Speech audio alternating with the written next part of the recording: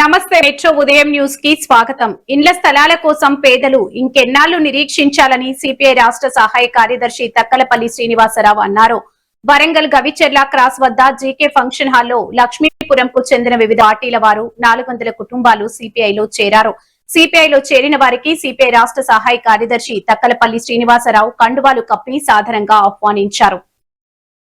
అనంతరం తక్కలపల్లి శ్రీనివాసరావు సిపిఐ కార్యదర్శి ఎస్కే బాష్మియా మరియు ధర్మరపు సాంబమూర్తి మాట్లాడారు. సిపిఐ వరంగల్ జిల్లా కార్యదర్శి ఎస్కే బాష్మియా, రాష్ట్ర సమితి సభ్యులు మేకల్ రవి, పంజాల రమేష్, జిల్లా సహాయ కార్యదర్శులు పద్నాస ప్రసాద్, దండు లక్ష్మణ్, నాయకులు సంఘి ఏలిదర్, లాదెల్లా శరత్, తాళ్లపల్లి జాన్పాల్, రాజు, ఏకంబ్ర చారి, రాచర్ల రాజేందర్ పాల్గొన్నారు.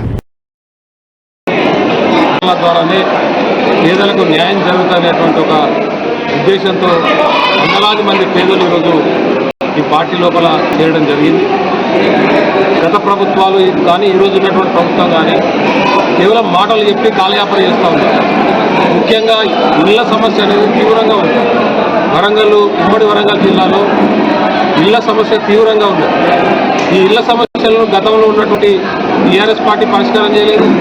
డబుల్ బెడ్రూమ్ ఇల్లు ఇస్తామని చెప్పి ఊరించి 10 సంవత్సరాలు కాలయాపన చేసి ఇప్పుడు వచ్చినటువంటి రేవంత్ రెడ్డి సర్కారు కూడా 2.5 సంవత్సరాలు అవుతున్నప్పటికీ ఇందిరమ్మ ఇల్లు ఇస్తామని చెప్పి మాటలు చెప్తా ఉన్నారు తప్ప అర్హులైనటువంటి వాళ్ళను మరి ఆదుకున్నటువంటి స్థలాలు లేవు.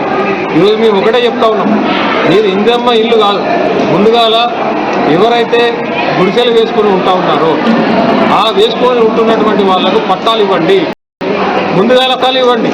మీకు పైసా ఖర్చులైనటువంటి పని పట్టాలు ఇచ్చేటువంటి పని అది చేయకుండా 5 లక్షలు ఇస్తాము, ఇందిరమ్మ ఇల్లు కట్టిస్తామని చెప్పి కేవలం మాటలు చెప్తా ఉన్నారు.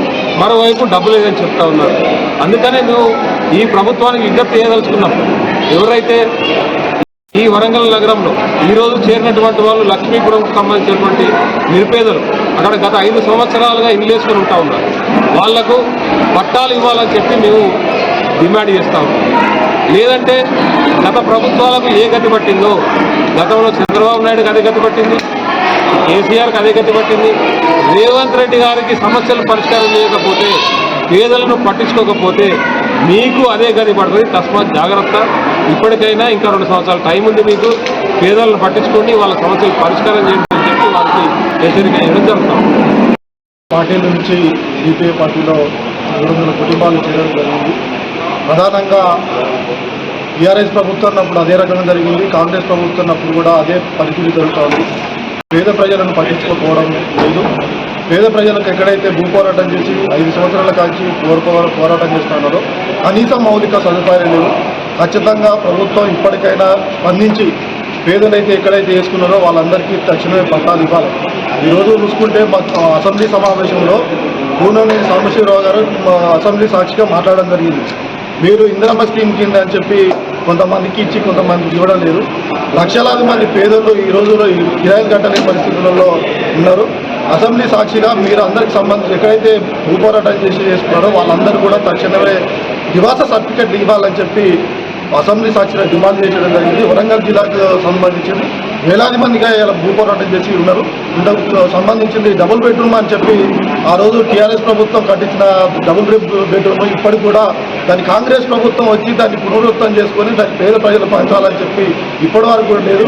ఎప్పుడు అది శిథిలాస్థపై కూల్చిన తర్వాత పేద ప్రజలు పంచుతారా? అది ఖచ్చితంగా పంచకపోతే ఇలాంటి పేద ప్రజలందరూ పెద్ద ఎత్తున సమీకరించి రానున్న రోజుల్లో ఈ కాంగ్రెస్ ప్రభుత్వం మీద పెద్ద ఎత్తున పోరాటానికి సిద్ధమవుతామని చెప్పి లేని పక్షంలో మీరు అందరికి సంబంధించింది ఈరోజు మన వద్దనపేట నియోజకవర్గంలో ఉన్నది నాగరాజు గారు దాన్ని స్పందించి ఖచ్చితంగా పేద ప్రజలందరికీ పట్టాలు ఇవ్వాలని చెప్పి మీ ద్వారా ప్రభుత్వాన్ని నాగరాజు గారికి డిమాండ్ చేస్తున్నారు. రాష్ట్రీయ జిల్లా కార్యదర్శి ఈరోజు సిపిఎం పార్టీ నుండి సిపిఐ పార్టీలో జరిగి కావడం జరుగుతూ ఉంది.